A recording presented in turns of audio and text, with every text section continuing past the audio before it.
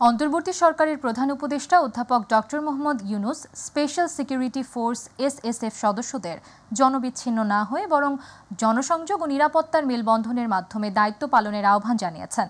তিনি আজ প্রধান উপদেষ্টার কার্যালয়ের শাপলা হলে স্পেশাল সিকিউরিটি ফোর্সের ৩৯তম প্রতিষ্ঠা বার্ষিকী উপলক্ষে আয়োজিত প্রধান উপদেষ্টার দরবার অনুষ্ঠানের বক্তব্যে একথা বলেন।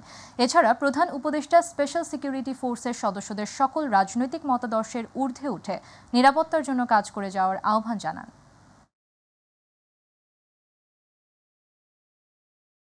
এসএসএফকে একটি অত্যাধুনিক এবং পেশাদার বাহিনী হিসেবে গড়ে তোলার লক্ষ্যে সেনা, নৌ, বিমান, পুলিশ ও আনসার বাহিনী হতে চৌকস অফিসার নির্বাচন ও প্রেরণ করায় আমি সকল বাহিনী প্রধানদের প্রতি গভীর কৃতজ্ঞতা প্রকাশ করছি।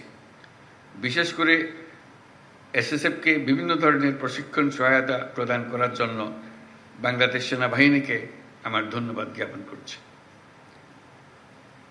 প্রিয় এসএসএফ সদস্যবৃন্দ, রাষ্ট্রঘোষিত ভিআইপিদের নিরাপত্তা প্রদানে পেশাগত দক্ষতা অর্জনের পাশাপাশি চারিত্রিক দৃঢ়তা, উন্নত শৃঙ্খলা, সততা, দায়িত্বশীলতা এবং মানবিক গুণাবলীর বিষয়সমূহ গুরুত্বের সাথে বিবেচনা করতে হবে এবং সকল ধরনের রাজনৈতিক মতাদর্শের ঊর্ধ্বে থেকে পেশাদারিত্বের সাথে কাজ করে যেতে হবে।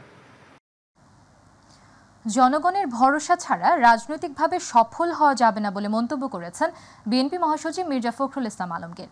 রাজধানীর উত্তরায় ঢাকা মহানগর উত্তর বিএনপির নতুন সদস্য সংগ্রহ কর্মসূচি উদ্বোধন অনুষ্ঠানে তিনি এমন মন্তব্য করেন। কারো কারো জন্য নির্বাচন হলেই বিপদ, তারা লন্ডন বৈঠক পছন্দ করছেন না, এমন মন্তব্য করে মির্জা ফখরুল বলেন, নির্বাচন হলে তাদের গুরুত্ব কমে যাবে বলে ঐকমত্য কমিশনের বৈঠকে হাজির হয়নি। নির্বাচনের তারিখ নিয়ে সরকার ও রাজনৈতিক দলগুলোর মধ্যে দূরত্ব তৈরি হওয়ায় লন্ডনের বৈঠক বিরল ও ঐতিহাসিক ঘটনা। এ বিষয়ে তারেক রহমান রাজনৈতিকভাবে বিচক্ষণতার পরিচয় দিয়েছেন বলেও মন্তব্য করেন বিএনপি মহাসচিব। কারণ নির্বাচন হলেই তাদের বিপদ, এখন নির্বাচন নাই, তাদের অনেক গুরুত্ব আছে। যে নির্বাচন হয়ে যাবে তত জনগণের যারা ভালোবাসার দল তারাই তো ক্ষমতায় আসবে, তাই না? তো তখন তাদের গুরুত্ব কতটুকু থাকবে কি থাকবে না তখন নির্ধারিত হবে। বিএনপির সিনিয়র যুগ্ম মহাসচিব রুহুল কবির রিজভী বলেছেন, গণতন্ত্রকে শক্তিশালী করতে অবাধ ও সুষ্ঠু নির্বাচন জরুরি, তাই ভোট নিয়ে সরকার যে প্রতিশ্রুতি দিয়েছে তা দ্রুত বাস্তবায়নের দাবি জানান তিনি। সকালে বিএনপির নরসিংদী জেলা শাখার নবগঠিত কমিটির নেতৃবৃন্দের পক্ষে দলের প্রতিষ্ঠাতা সাবেক রাষ্ট্রপতি জিয়াউর রহমানের সমাধিতে শ্রদ্ধা জানিয়ে তিনি এসব কথা বলেন। শেখ হাসিনার প্রতিটি চক্রান্তই ব্যর্থ হয়েছে উল্লেখ করে আইনশৃঙ্খলা বাহিনীতে গায়েবী মামলা দিয়ে যারা নির্যাতন চালিয়েছে তাদের এখনও কোনো আইনের আওতায় আনা হয়নি সে প্রশ্ন রাখেন রিজভী।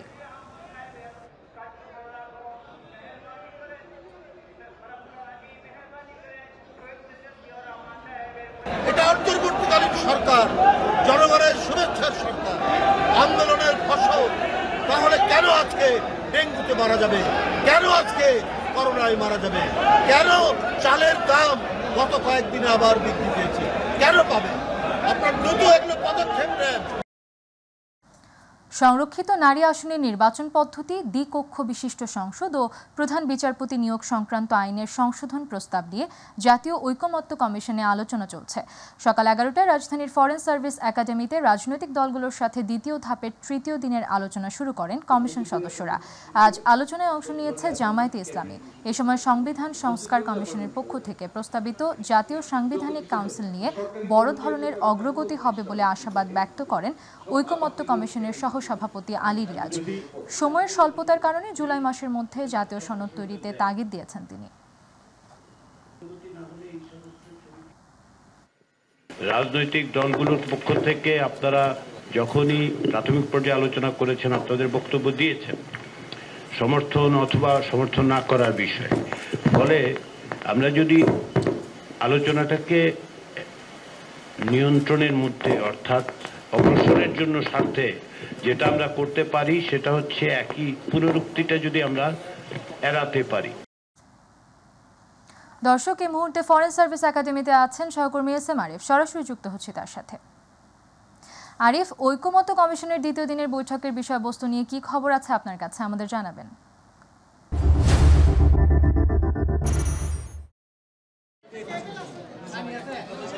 উর্মি, আজকের দিনের মূল আলোচনা যেটি হয়েছে, জাতীয় সাংবিধানিক একটি কাউন্সিল গঠন করার যে প্রস্তাব করেছিল সংস্কার কমিশন, সেটি নিয়েই কিন্তু আজকে মূল আলোচনাটা হয়েছে। সকাল থেকে রাজনৈতিক দলগুলোর সাথে এই জাতীয় ঐক্যমত কমিশন কিন্তু সেই আলোচনাটা করেছে এবং এই যে জাতীয় সাংবিধানিক কাউন্সিল গঠন, এই গঠনের বিষয়ে নীতিগত যে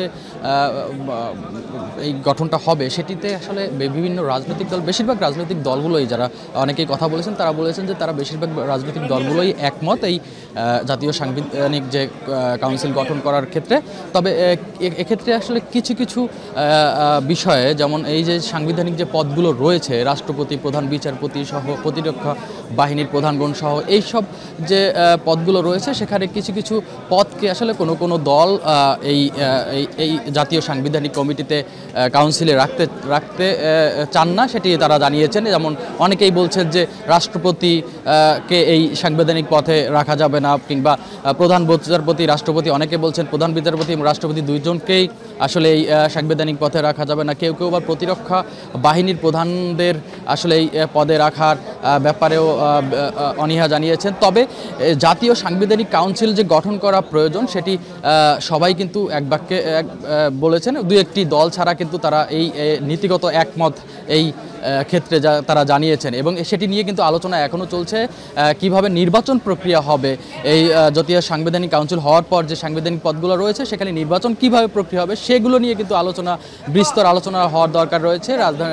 যে রাজনৈতিক দলগুলো রয়েছে তারা কিন্তু বলেছেন এবং সেই আলোচনা এখনও চলছে এবং তারা বলছেন যে এই আলোচনা আরও চলমান রাখা প্রয়োজন, কারণ সবাইকেই ঐক্যমতে পৌঁছাতে হবে। কারণ জাতীয় সাংবিধানিক কাউন্সিল যদি গঠিত হয় সেখানে আসলে সব ধরনের সেই কাউন্সিলটা আসলে কিভাবে কাজ করবে সব মিলিয়ে কিন্তু একটি সংলাপের প্রয়োজন। সেই সংলাপগুলো তো চলছে এবং তারা রাজনৈতিক দলগুলো বলছেন তারা আসলে কিছু কিছু ক্ষেত্রে একমত না হতে পারলেও বেশিরভাগ ক্ষেত্রে কিন্তু তারা একমত হয়েছেন। এবং যেটি প্রথমে বলেছি যে জাতীয় সাংবিধানিক কমিটি একটি, অনেকেই বলছেন যে এটি আসলে কোনো ফ্যাসিস্ট বা কোনো স্বৈরাচারী সরকার যেন বা স্বৈরাচারী হয়ে কেউ যেন আগামীতে আসতে না পারে, সেটি একটি প্রতিবন্ধকতা সৃষ্টি করতে জাতীয় সাংবিধানিক যে কাউন্সিল এটি একটি বড় ভূমিকা রাখবে এবং এটি একটি ঐতিহাসিক ঘটনাও হবে যদি একটি স্বাধীন জাতীয় সাংবিধানিক কাউন্সিল গঠন হয়, এরকমও অনেক দলগুলো কিন্তু বলছেন।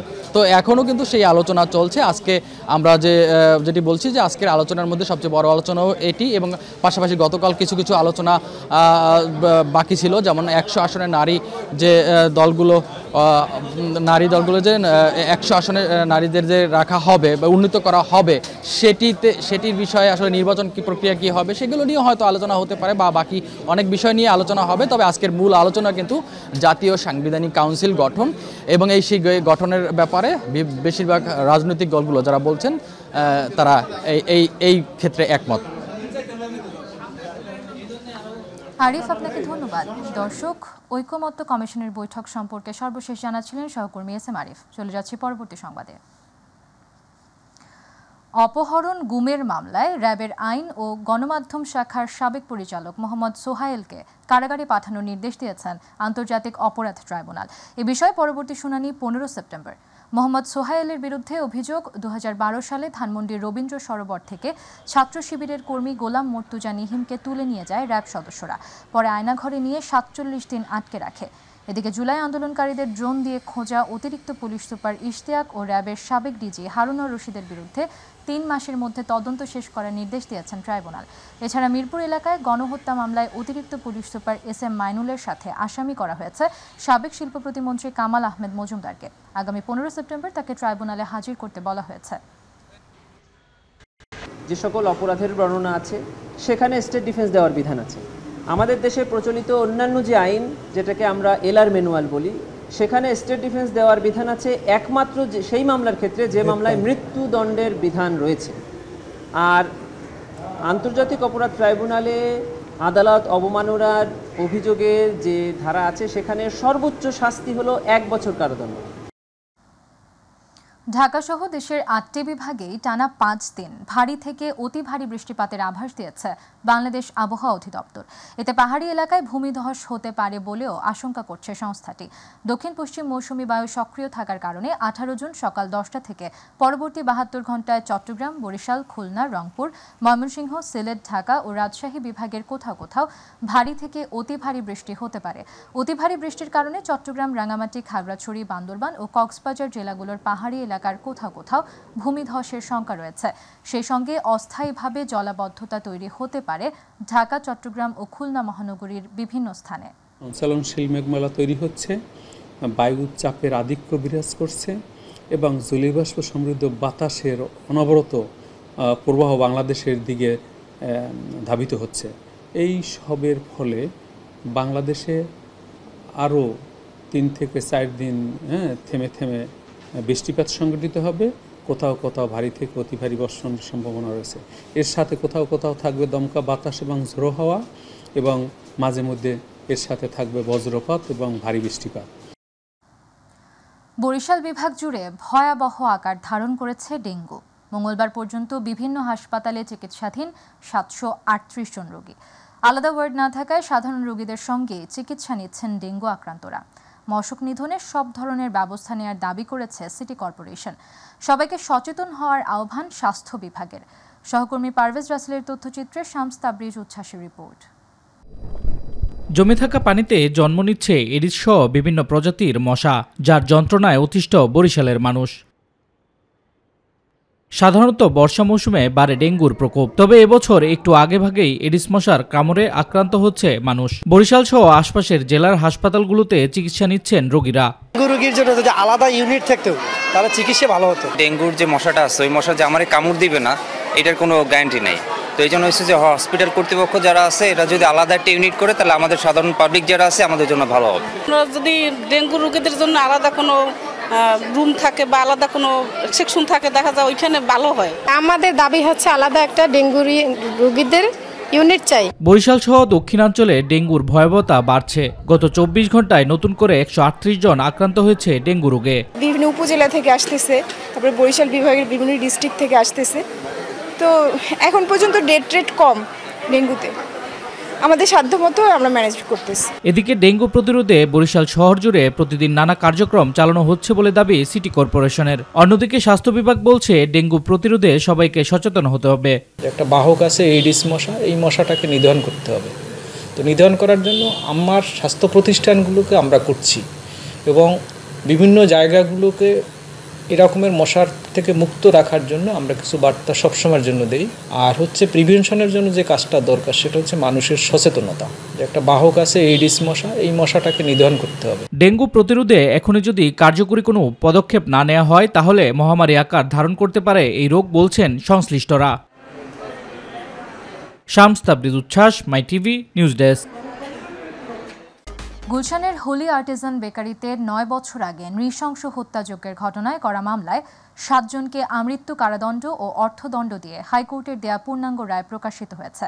মঙ্গলবার ২২৯ পৃষ্ঠার পূর্ণাঙ্গ রায়টি সুপ্রিম কোর্টের ওয়েবসাইটে প্রকাশ করা হয়। পূর্ণাঙ্গ রায়ে বলা হয়, আলোচ্য হত্যাকাণ্ডের নির্মমতা, নৃশংসতা, ঘটনার সময় ঘটনাস্থলে সন্ত্রাসীদের সামগ্রিক নিষ্ঠুর আচরণ এবং এই ঘটনার ফলে বহির্বিশ্বে বাংলাদেশের ভাবমূর্তি ক্ষুণ্ণ হওয়ার বিবেচনায় নিয়ে আপিলকারী আসামিদের যাবজ্জীবন কারাদণ্ডের ক্ষেত্রে তাদের প্রত্যেককে আমৃত্যু কারাদণ্ড প্রদান করা হলে ন্যায় বিচার নিশ্চিত হবে বলে আদালত মনে করে। ২০২৩ সালের ১০ অক্টোবর বিচারপতি শহীদুল করিম ও বিচারপতি মোহাম্মদ মোস্তাফিজুর রহমানের সমন্বয়ে গঠিত হাইকোর্ট বেঞ্চ ওই রায় দেন। এই মামলায় ৭ আসামিকে মৃত্যুদণ্ডাদেশ দেওয়া হয়।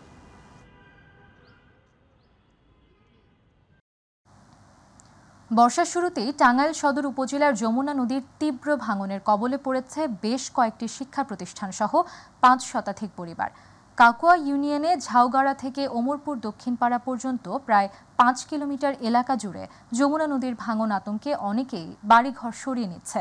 ভাঙন প্রতিরোধে দ্রুত অস্থায়ী জিও ব্যাগ ফেলার দাবি ভুক্তভোগীদের। প্রতিনিধি আনিস খানের তথ্যচিত্রে আতিকুর রহমান তিতাসের রিপোর্ট।